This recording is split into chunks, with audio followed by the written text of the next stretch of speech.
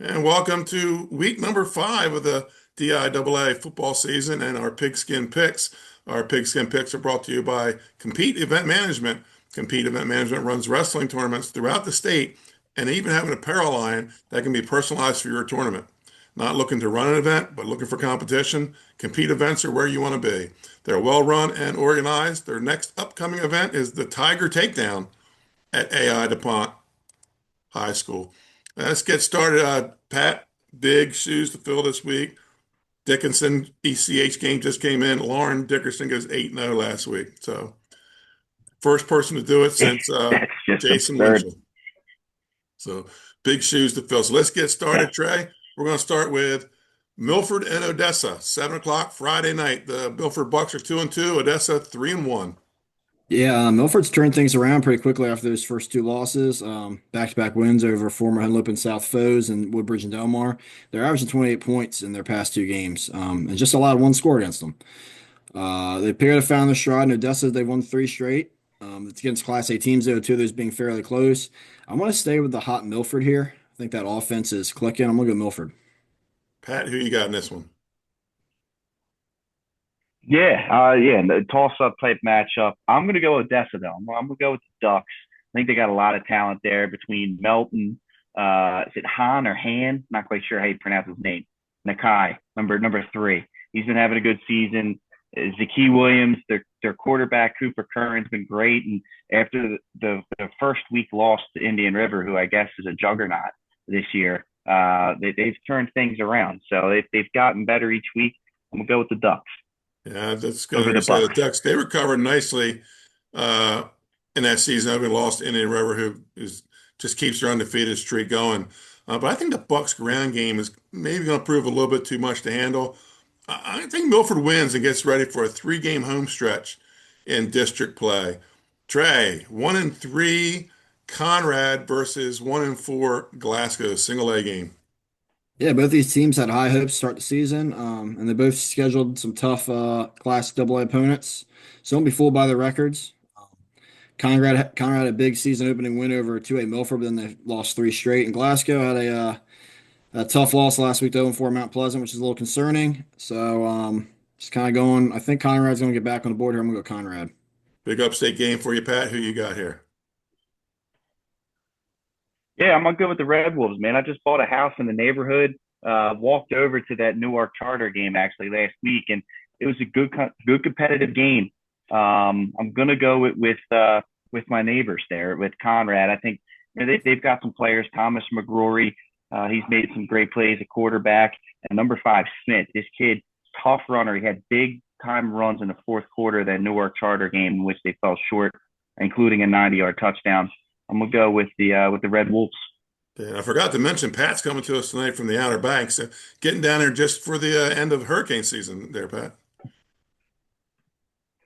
The ocean's churning. It's insane, Benny. It's quite, and there's a steady 35-mile-an-hour wind coming off of it. So You're going to want to hurry it's get been back nice. to, The hair's been wind brushed. yeah, we can hurry up, get back to Wilmington where it's safe, right? Uh, let's go to, Yeah. oh, my turn, my bad. District play begins in single A this week. Conrad and Glasgow, they've struggled in their non-district games, but either one of these teams has a legitimate shot at winning their district. The winner here takes that big step towards qualifying for the state tournament. I'm going to take Conrad. I think they've played in the more competitive games so far this season. And we have our first battle of undefeated teams. This one in 2A. Trey, Lake Forest and Sussex Tech. That's Saturday at 11. Yeah, Tech's one win away from reaching their total wins from last season, and we still have a half season to go. So they're definitely turning things around out there on Route 9. They're a heavy run offense, and it's gotten the 4-0 so far, but I don't know if that's going to be enough to get by that Lake Forest defense. I'm sure they're going to get some pass plays in, so and we might need to see them throw the ball to find a way to win this. And Lake Forest, as I said last week, is one of the most well-rounded teams, and that option offense is clicking. They got a stingy defense. I'm going to stay on this Lake Forest train. I'm going Lake Forest.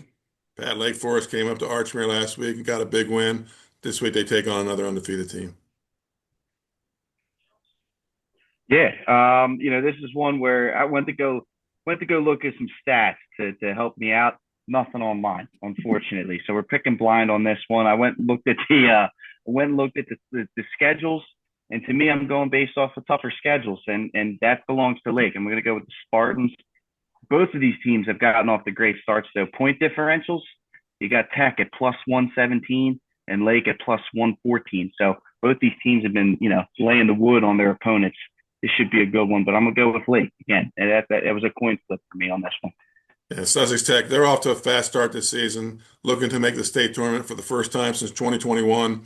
But after four blowout victories comes a Lake Forest team who's averaging 40 points a game. Jack Parsons and that option offense has been hard to stop this year. I don't expect it to be stopped this week. Lake Forest wins here. The upstart Seaford Blue Jays at 4-1 take on undefeated Polytech. It's Polytech's homecoming, Trey. Well, the Blue Jays didn't knock on the door last week. They announced their presence and kicked it in. Vince Evans and Brendan West have a combined 578 yards and 10 touchdowns this season. And again, we're week 5? That's awesome. The ground game's for real in Seaford, and Polytech surprised a lot of people, starting 4-0 after graduating 20 players, and kind of moving up the division. This is kind of a tough one to pick. Polytech's been sneaky good, but I'm pretty impressed with that Blue Jays offense. I was wrong about them last week. I'm gonna go Seaford this week. I like that offense. Pat, the Blue Jays walked into enemy territory last week and took back the trophy after 21 years. Yeah, Trey, I'm with you on that, and that's impressive. 21 years, that's a heck of a celebration for them. Evans and West have been great, and they've been challenged early. I mean, they had a tough game against Indian River, but they competed with them, and then they took down Laurel, which has been a respectable program. The last 5 or 6 years or so. So I think the Jays keep it going and get a big win here. The Polytech, they've jumped out to a 4-0 record after moving up to Class A this year. And this week they bring in Seaford, who they've beaten the past 2 seasons. But this is a different flock of Blue Jays. Seaford is coming in with confidence after beating their rival Laurel last week. Last week's win let the state know Seaford's here. Seaford ends Polytech's perfect season and ruins the Panthers' homecoming all in the same night. Here's a good one. Move to AAA. 3-1 Cape Henlopen and 3-1 Appo at Appo 7 o'clock on Friday night. Trey. Yeah, both teams are on the bubble to get one of those top 2 automatic bids in 3A state tournament. So that means this game could be all about that tournament index. That's 4 big points on the line here.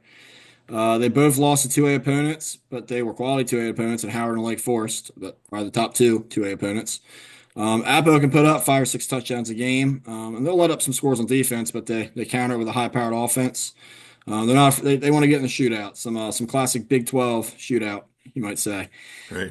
Cape's had a nice bounce back win over Hodgson last week, and they can also put points on the board. They've had some really big wins.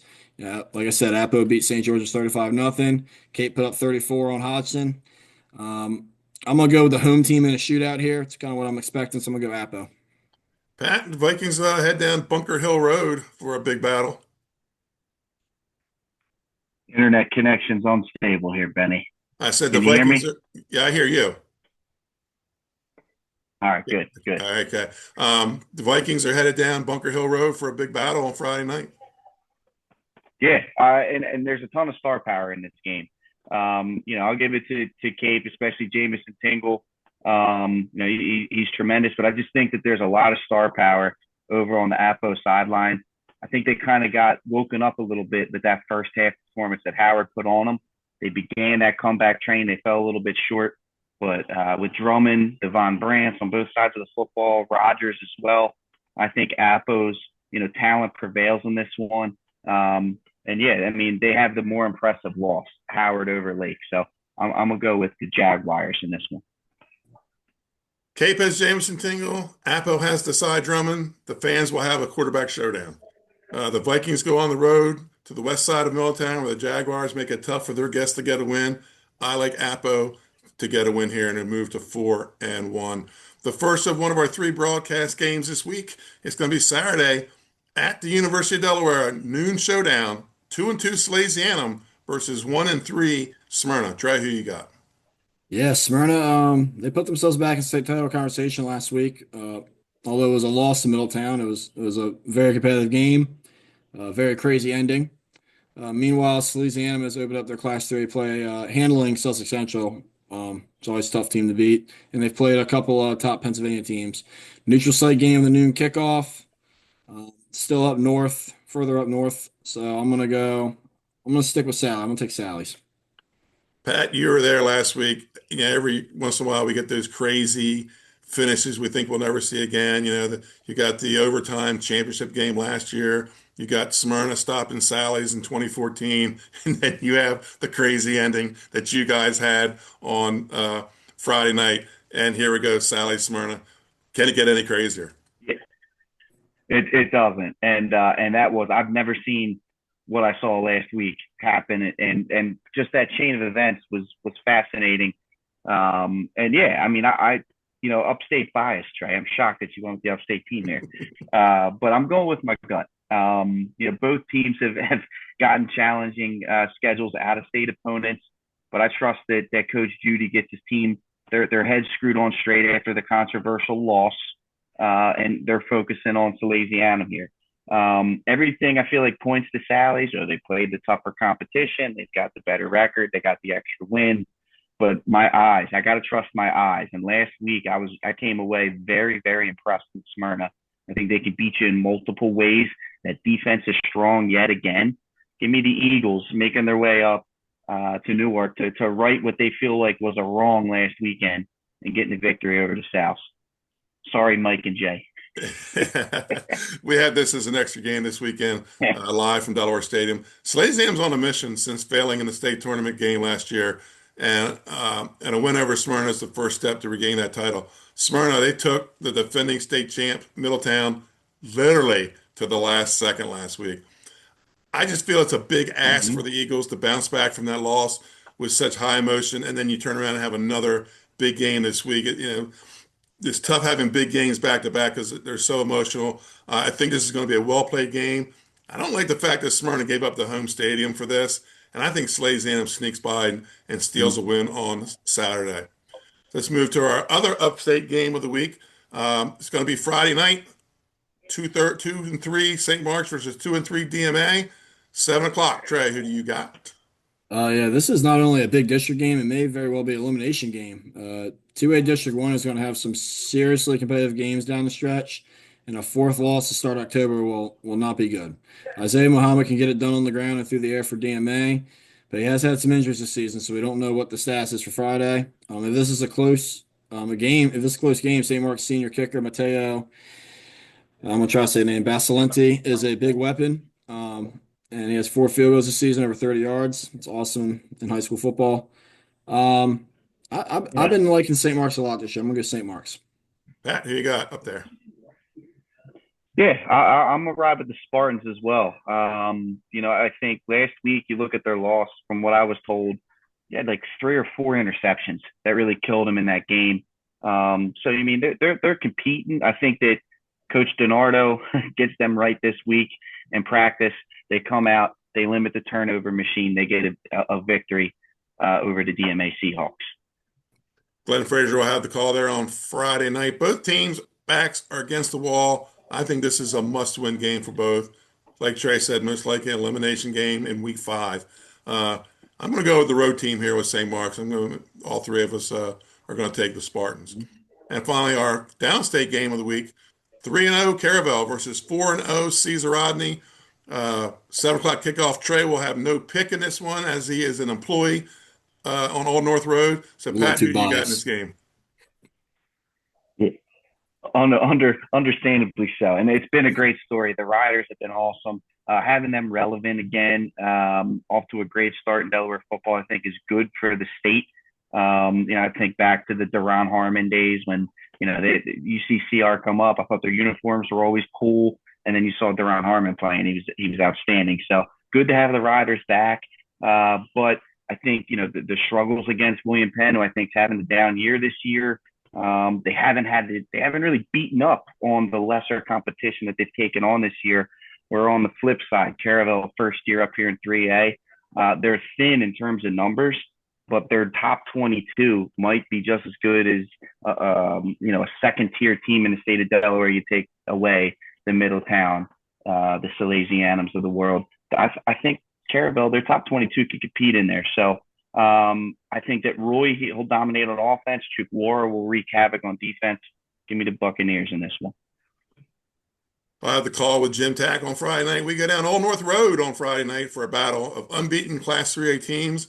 The Riders are in the midst of a turnaround season after several losing seasons. The atmosphere in Camden is electric and should bring out a big crowd to Rider Stadium.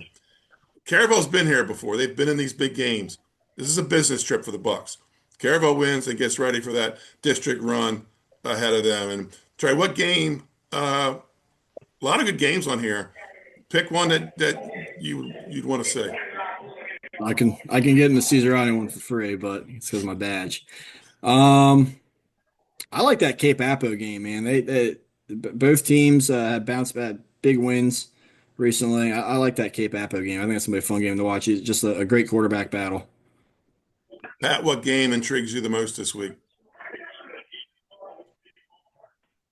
Well, I agree with Trey on that one. I'll go South Smyrna. How does Smyrna bounce back from the controversy last weekend? They're on a big stage at Delaware Stadium against the other championship opponent. You go back-to-back weeks against championship contenders. How do the Eagles respond? That's one I'm keeping my eye on. I'm gonna have up to was it Fusco Field there with DMA and St. Mark's.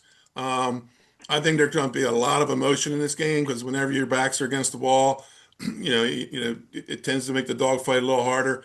And I think we're going to get a scrap out of St. Mark's and DMA. So Pat, I guess you're out this week. You're down at the Outer Banks, so you won't be on any broadcast this week. No, not this week. Back ready to go next week, and then we should be good. No more disturbances the rest of the season. Right. Sounds good. All right, guys, thanks a lot. Folks, we're at week 5, again, brought to you by Compete Event Management.